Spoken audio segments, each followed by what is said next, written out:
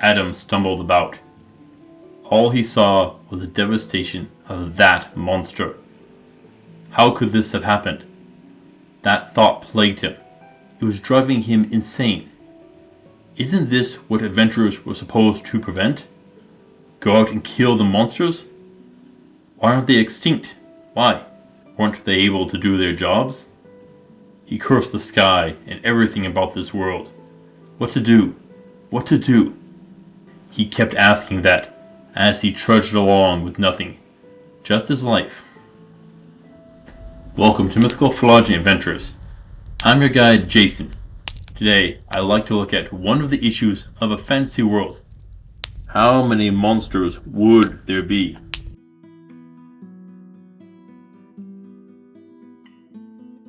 There are a few things which define a fantasy world, namely the existence of magic. But what good is that magic if there isn't any monsters to test it on? We all love seeing our valiant hero overcome the unrivaled might of a monster after it plagued the landscape, burned villages, and kidnapped damsels. How many have we covered so far? Over 100 different fiends, monsters, goblins, fairies, and more. But how many would exist in a fantasy world? Would running across one be a daily occurrence? Monthly? Once in a lifetime?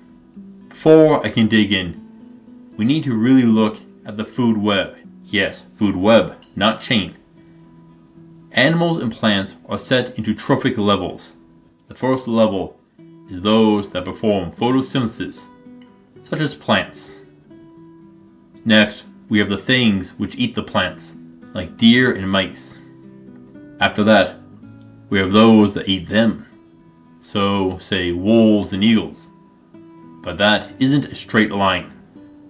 No, it is rather convoluted. Many animals will prey on other things, like wolves will eat eagles, if they get the chance. Or deer have been known to eat rabbits and birds on occasion. Or bears which eat both plants and animals, thus giving us a food web over a chain. There are a few things which determine how common such animals are. First off is food availability, which begins with plant density.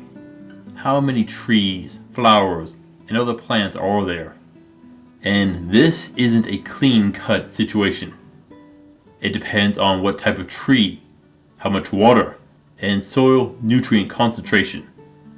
Thankfully, there is a rough estimate out there of about 2 meters of space per coniferous tree and 2.5 meters for deciduous trees. That gives us about 2,500 coniferous trees and 1,600 deciduous trees per half acre. But that depends on tree type. Oak can get up to 4,500 trees, and some beech can get up to 6,000 trees. So there is a lot of range on some trees. And that doesn't bring up height of the tree. Sorry, this is complicated. On average, a tree will have around 200,000 edible leaves on it. So we'd get about 320 million leaves per half acre of land. If something happens to increase that number, we could theoretically support a larger number of animals. Now food isn't just eaten right from the plant, but also from detritus, decaying material. I'll mention it, but won't dig too much into it. But it ends up being about half of all food goes through this method. For herbivores, the next trophic level, we have things like mice, rabbits, beetles, seed-eating birds, and the like. Now, calculating that is nearly impossible. One way is with mortality counts. You send a crew to look through 1 square mile of area and count all the bones of various species within the area. Discern the age of the bones by how brittle and staining. From there, you can estimate the number of such animals which died in the area per year. Then, using knowledge of predation and lifespan, you can figure out the likelihood of death by predator versus old age. You can repeat this with the various predators. You can also do observational studies where you count how many you can see in the area.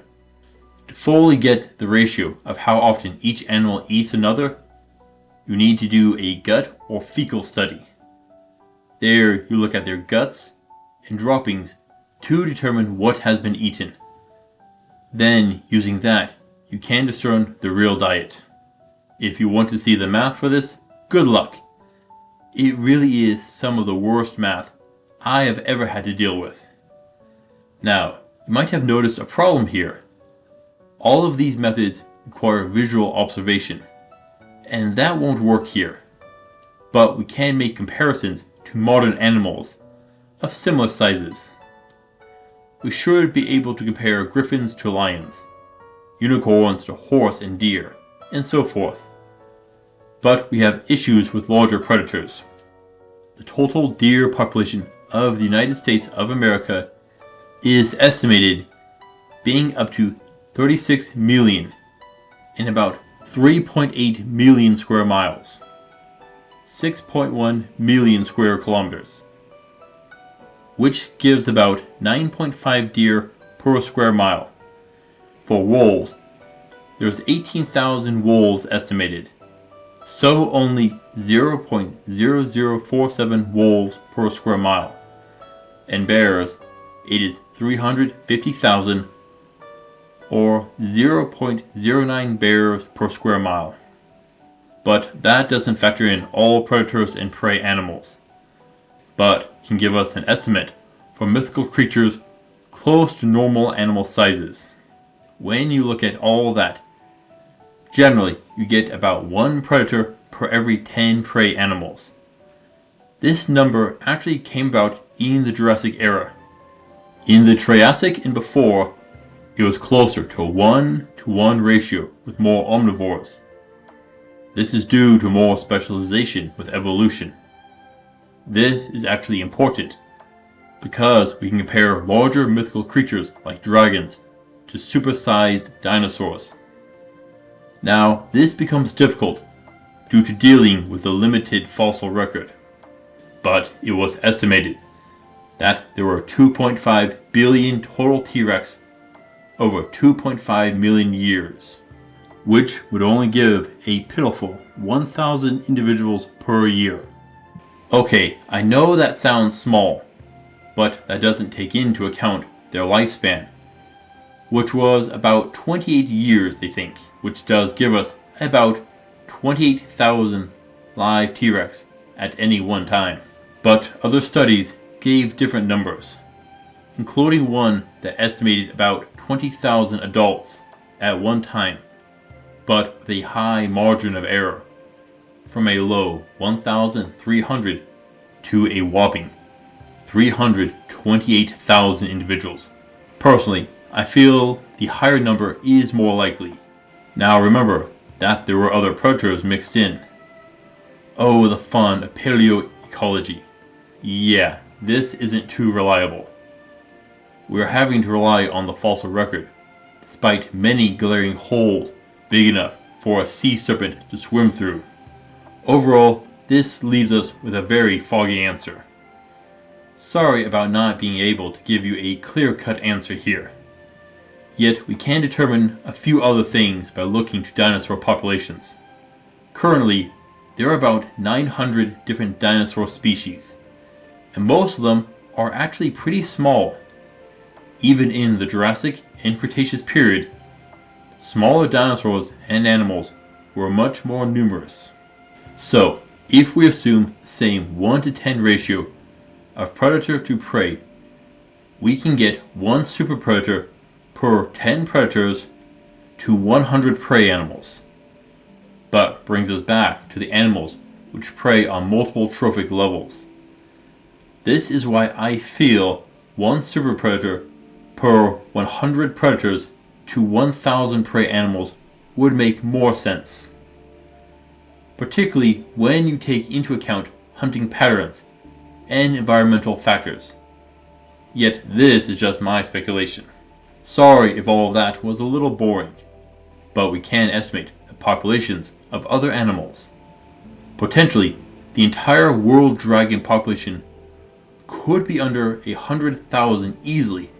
Personally, I feel like those population estimates for T-Rex are a bit low.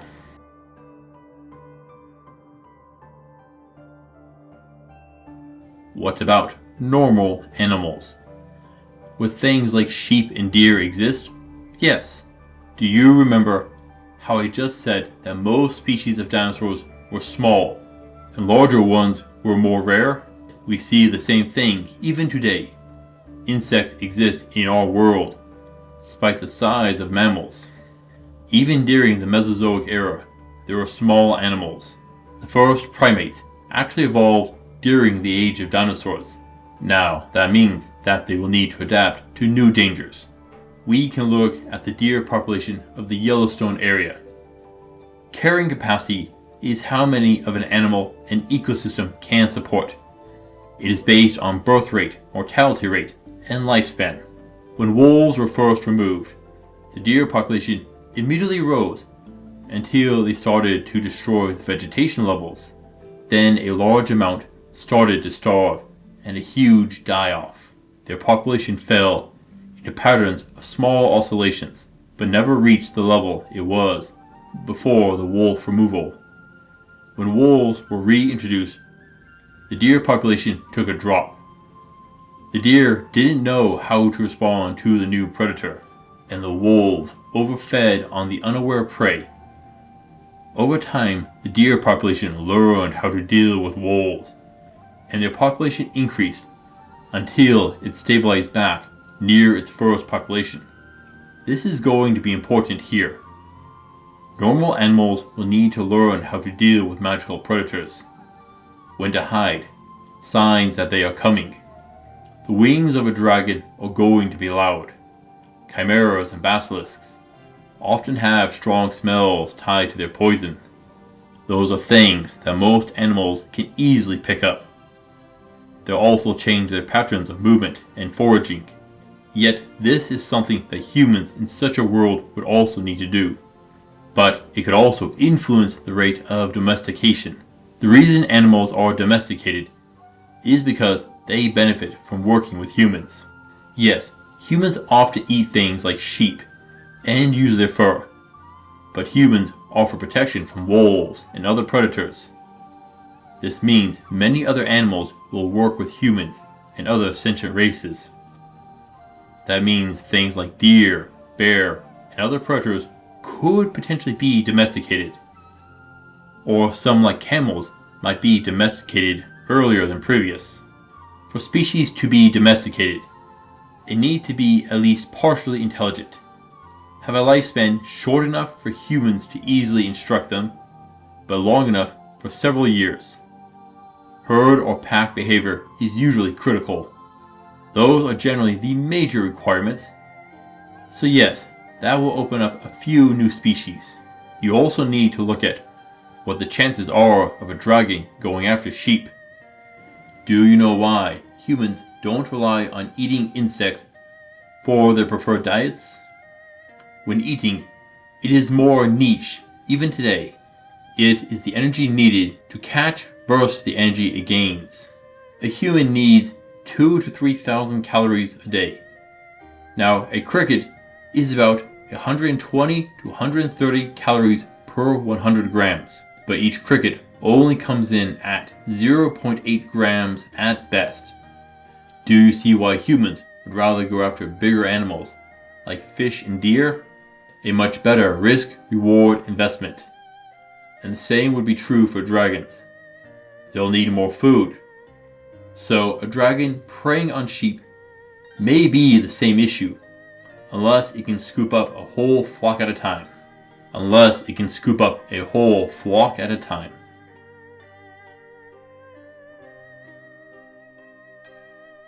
I touched on this in the opening. Can we make these animals go extinct? The dangerous ones. Well, yes, with enough work and time, it would be possible, but is it for the best? No, sorry, but it isn't. Earlier, I mentioned what happened with the deer population in Yellowstone. I talked about the immediate and long-term responses. And that is what will happen in a fantasy world if you were to purge the super predators like Nyan. Yep, you'd get a massive population boom for the prey animals, but that would put strain on the plants, potentially damaging the ecosystem. So, if you do remove the predator, you also need to promote an increase in hunting of the prey animals. But with that story, I did leave out a couple of factors, such as what happens with the bear and coyote populations in the area. And without wolves, their populations slowly increased. Coyotes more than bears. This is due to growth rates and that wolves would prey on coyotes. And this is why I mentioned the gut studies. You need to know which other predators will increase in numbers if you remove one super predator. So, if we remove, say, the chimera, Basilisk's population may explode. You'll need to do all of these studies to safely remove any of the fantasy monsters without destroying the whole ecosystem. This may be one of the things that rangers and druids may be forced to oversee. Yeah, this quickly gets complicated. Perhaps, rather than slaying dangerous beasts, you could relocate them, like they do with bears, cougars, and wolverines that get into towns. Mind you, if I was an adventurer, being paid for this, I'd charge double at bare minimum. Keep sleeping potions so it doesn't fight back. Have someone that can talk with it, and be quick.